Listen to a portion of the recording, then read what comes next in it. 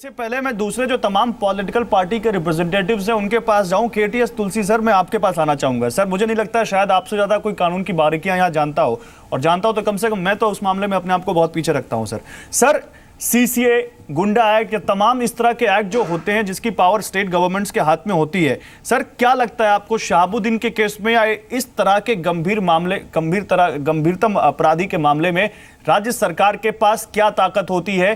किस तरह से वो सीसीए लगाया जा सकता है? शहाबुद्दीन के स्पेसिफिक केस पे क्या वो अप्लाई होता है, नहीं होता है? और सुप्रीम कोर्ट जाने का जो डिसीजन है, जो राजीव रंजन भी कह रहे हैं कि नीतिगत निर्णय कुछ दिन में हो जाएगा, उस डिसीजन में आपको बिहार सरकार का स्टैंड कितना मजबूत दिखता है? Sir, KTS Tulsi ji. देखिए, हम एक हाई कोर्ट के फैसले के बारे में बात कर रहे हैं और प्रिजम्पशन ये होनी चाहिए कि हाई कोर्ट को कानून मालूम है। दूसरी बात ये कि 11 साल के बाद उसको ज़मानत दी गई और कानून हर एक के लिए एक ही है। जितने मुल्जिम हैं 11 साल की अगर उन्होंने सज़ा काट ली है और हाई कोर्ट के पास समय नहीं है कि वो उनकी अपील का फाइनल निपटारा कर सकें, तो ये कानून है, बाकायदा कानून है, हर एक मुल्जिम के लिए कानून है। ये जो कानून है ये संविधान के अंतर्गत है कि उनको ज़मानत दी जाएगी। 8 साल के बाद ज़मानत हो जानी चाहिए थी, इनको 11 साल के बाद ज़मानत मिली। मैं समझता हूँ कि इसमें कोई भी आपत्तिजनक बात नहीं है। सीसीए की बात आपने की है, सीसीए जो इंसान 11 साल से सलाखों के पीछे है, उसके खिलाफ जो भी कोई आप इल्ज़ाम लगा सकते हैं तो 11 साल पहले का ही होगा और वो स्टेल होगा, उसको सब्जेक्ट नहीं बनाया जा सकता प्रिवेंटिव डिटेंशन के लिए। ये बात करना मैं समझता हूँ कि बिल्कुल बेमानी है। हम कानून के क्षेत्र में जो मामला आता है उसके ऊपर राजनीति ना करें तो अच्छा है। बिल्कुल सही बात है सर, लेकिन मैं आ रहा हूं बात पे सर, लेकिन जब आप कह रहे हैं कि 8 साल बाद जमानत मिल जानी चाहिए थी, तो अब सरकार क्यों जा रही है सुप्रीम कोर्ट उनकी जमानत के खिलाफ? या सरकार का स्टैंड फिर वहां किस मजबूत रह पाएगा कि नहीं रह पाएगा? ये मेरे को मालूम नहीं।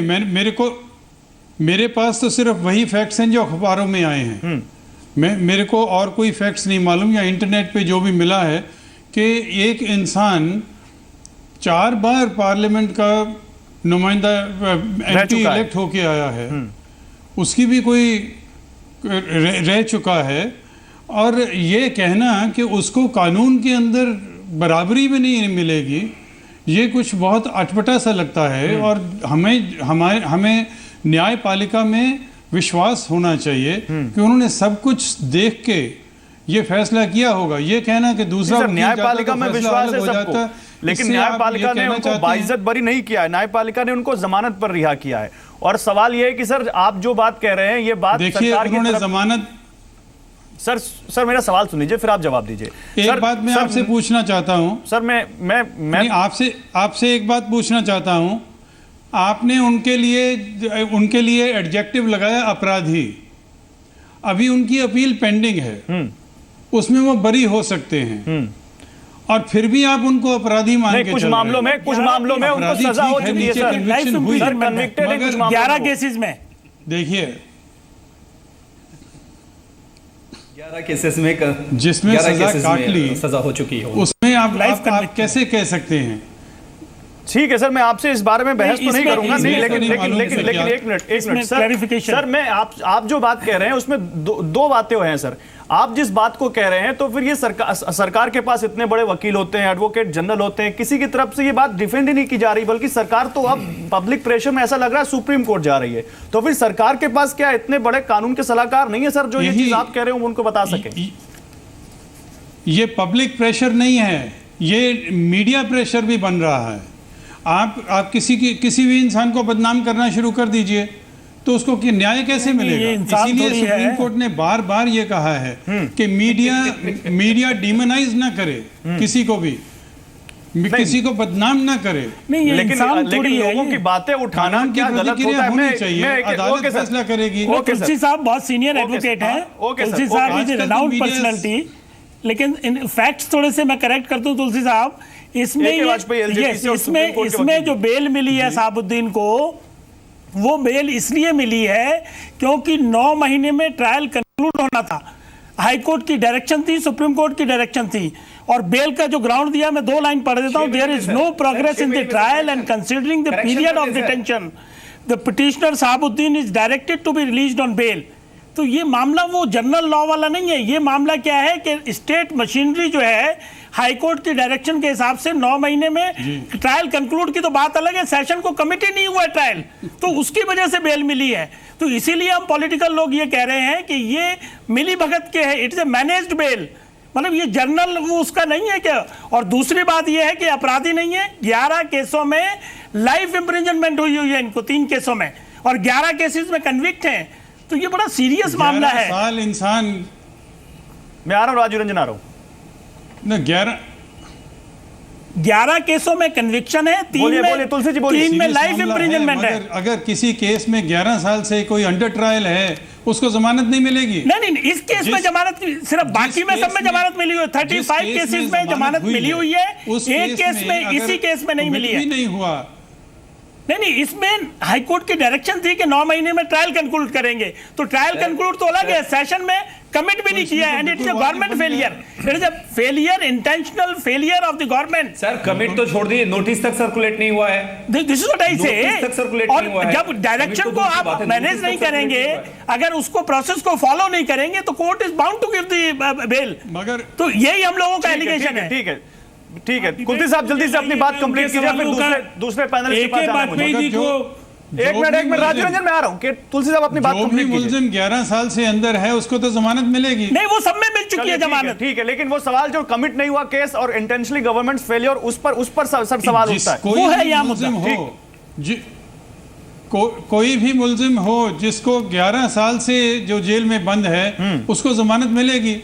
नहीं, वो जनरल लॉ है, बट यहाँ थोड़ा सा ओके सर मैं दानिश रिजवान जल्दी से बोलिए, आप क्या कहना चाहते हैं? फिर प्रेमचंद मिश्रा, मैं आ रहा हूं आपके पास, थोड़ी देर हो गई लेकिन मैं आ रहा हूं। दानिश रिजवान बोलिए। सर हम जमानत पे सवाल नहीं उठा रहे हैं, कोर्ट का प्रोविजन है, कोर्ट ने जमानत दे दिया, हमें कोई आपत्ति नहीं है। लेकिन जब सरकार को कोर्ट ने निर्देश दिया था कि 6 महीने के अंदर केस को खत्म कर दीजिए, और सरकार की तरफ से नोटिस तक सर्कुलेट नहीं हो पाया शहाबुद्दीन को, और सबसे शर्म की बात है कि कमिट कराने के लिए वो कोर्ट तक हाजिर नहीं हुए, और फिर वो हाईकोर्ट जाकर सीधे कहते हैं कि भाई आपने 6 महीने कहा था, 7 महीने हो गया, ये कोर्ट के रजिस्ट्रार जनरल की तरफ से नोटिस सब होता है।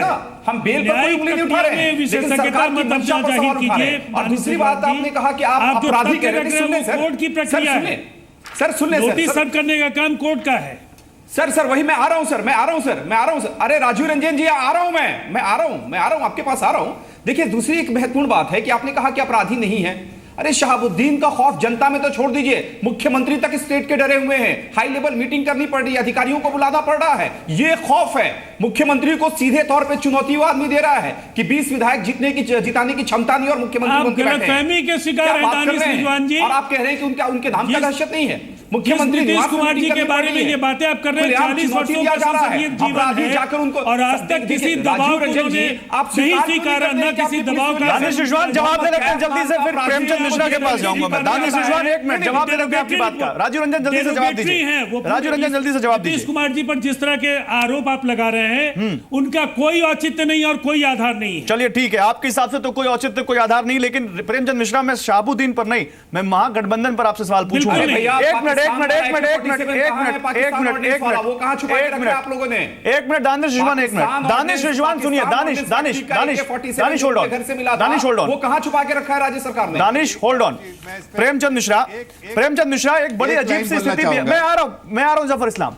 प्रेमचंद मिश्रा, एक बड़ी अजीब सी स्थिति दिखती है इस वक्त बिहार में। महागठबंधन में 3 पार्टियां शामिल हैं, उनमें 2 जो बड़ी पार्टियां हैं, उनके नेता ऐसी बयानबाजी कर रहे हैं जो लगता है कि पर्दे के पीछे कुछ चल रहा है। कांग्रेस कह रही है जिसको गठबंधन में रहना है रहे, जिसको गठबंधन में रहना है ना रहे। एक ऐसा शख्स जिसके ऊपर 63 मामले दर्ज हैं, वो कई मामलों में सजा याफ्ता है, उस शख्स के जेल से बाहर आते ऐसा लगता है कि बिहार की सियासत में भूचाल आ गया है, और बिहार की सियासत में ऐसा भूचाल आया है कि ना मुख्यमंत्री तक से कुछ बोलते नहीं बन रहा है। ऐसे सरकार के सुशासन पर सवाल क्यों ना खड़े हो प्रेमचंद मिश्रा?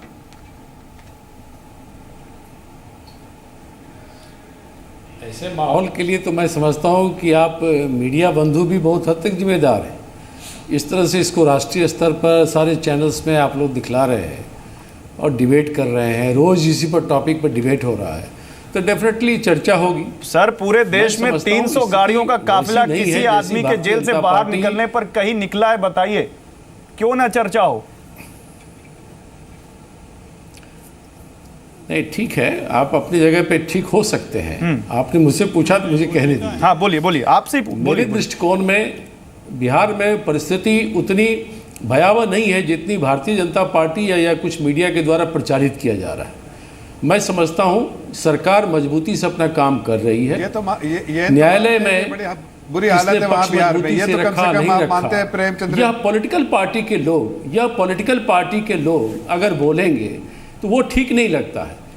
न्यायालय ने कोई फैसला लिया है, न्यायालय के ही फैसले से वो जेल गए थे, न्यायालय के ही फैसले से उनको बेल मिला है। अब उस पर अगर आप उंगली उठा रहे हैं और नहीं सर, मैं उंगली नहीं उठा रहा हूं, मैं ये कह रहा हूं न्यायालय के उसी फैसले के खिलाफ आपकी सरकार सुप्रीम कोर्ट जा रही है, तो अब क्यों नींद से जागे?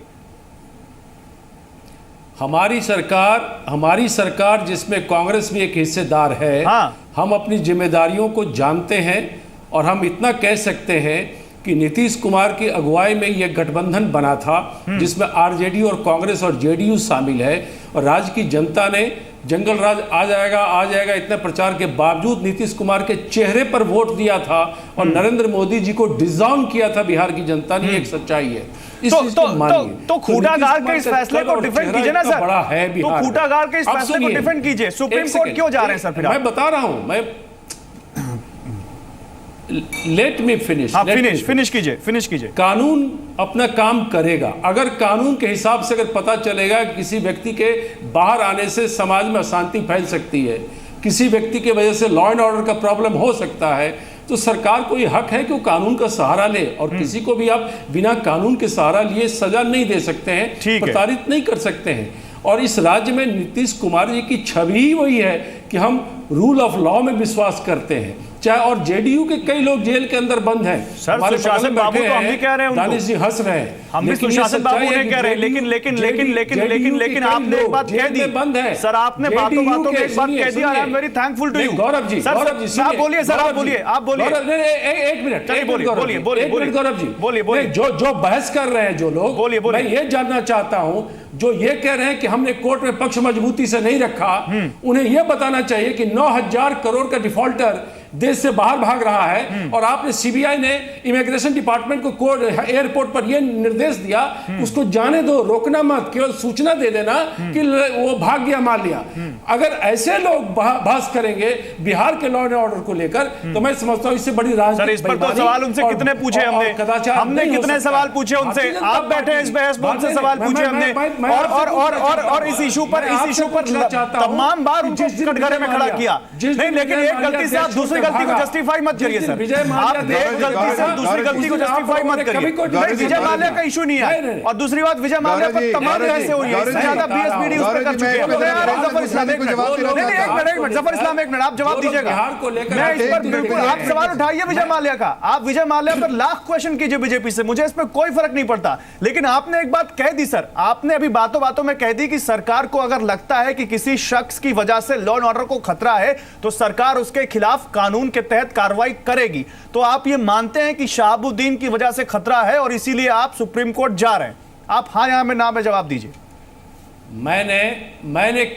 मैंने शहाबुद्दीन या किसी और का नाम नहीं लिया। नहीं, नाम नहीं लिया आपने। सरकार को यह हक है, अगर उससे पता चले कि प्रेमचंद मिश्रा के बाहर घूमने से खतरा है, लॉ एंड ऑर्डर का प्रॉब्लम है, तो कानूनी कार्रवाई सरकार करने के लिए उसको अधिकार है। और इस मामले में कांग्रेस पार्टी नीतीश कुमार के साथ पूरी मजबूती और कमिटमेंट के साथ खड़े हैं। हमारा मानना है कि नीतीश कुमार अच्छा काम कर रहे हैं, उनके माध्यम से जो काम अच्छे हो रहे हैं उसके खिलाफ मीडिया में जिस तरह से दुष्प्रचार बीजेपी चला रही है, बीजेपी कोर्ट को लेकर जिस तरह से राजनीति कर रही है, उसे चलिए जवाब दीजिए। जफर इस्लाम जवाब दीजिए, जफर इस्लाम आप जवाब दीजिए। बिहार को आप राजनीति कर रहे हैं, बदनाम कर रहे हैं बिहार को। जवाब दीजिए जफर इस्लाम। मैं आ रहा हूं, दानिश आ रहा हूं। आपने कहा जफर इस्लाम जवाब दीजिए उसको, एयरपोर्ट पर मत रोको विजय माल्या को, जाने दो। मैं आ रहा हूं राजेंद्र, आपके पास आऊं। जफर इस्लाम जवाब दीजिए। पार्टी के लोग चिंता प्रकट कर रहे हैं। प्रेमचंद मिश्रा जी एक मिनट सुन लीजिए। देखिए गौरव जी, मजबूरी इस गठबंधन की यह है कि इनके जो मुखिया है तीनों पार्टी के, लालू यादव जी वो कन्विक्टेड है, आपको पता है, सभी को मालूम है। तो उनकी क्या छवि है पूरी दुनिया को मालूम है। आप किस चीज की वो सफाई, किसी चीज की सफाई तो दे नहीं सकते, किसको प्रोटेक्ट कर रहे हैं, किस तरह का उनकी छवि है, सबको मालूम है। दूसरी बात देखिए, राहुल गांधी बेल पे है, वो खुद राहुल गांधी बेल पे बाहर निकले हुए हैं, उनको सबको मालूम है राहुल गांधी बेल पे है। अब दो मूल्य ऐसे हैं तो उसमें मुर्गी तो हराम होगी। जो अगर नीतीश कुमार जी एक स्टैंड लेने वाले थे तो वो उस दबाव में मर गए। अब ऐसे में सरकार ये ना कहे कि जंगल राज आया जो गलत है। अब ये कह रहे हैं, देखिए हम न्यायपालिका पर कोई क्वेश्चन नहीं उठा रहे। मेरा तो मिश्रा बीजेपी का स्टैंड सुन लेते हैं। क्रिमिनल जिसके आने से बीजेपी का स्टैंड हो जाए, एक सनसनी सा जब बह जाए, को क्या सरकार जेल के अंदर नहीं रख सकती है? कानून से बढ़कर क्या है? क्या किसी कानून के अंदर उसको जेल के अंदर नहीं रख सकती थी? लेकिन ये मंशा ही नहीं थी। अब ये बात कर रहे हैं माल्या पे, अरे माल्या का तो जितना असेट हिंदुस्तान में था हमने जब्त कर लिया है, और बैंक के जितना माल्या का उसको हंट कर रहे हैं, और उसके सारे पैसे जो बैंक के जो बाकी है वो उसके जब्त किए हुए एसेट से निकल जाएंगे। लेकिन क्या शहाबुद्दीन के आने से बाहर जितने लोग की मौत होगी, जितने लोगों को खौफ है, भय है, क्या उसकी पूर्ति आप कर पाएंगे? इसका जवाब दीजिए।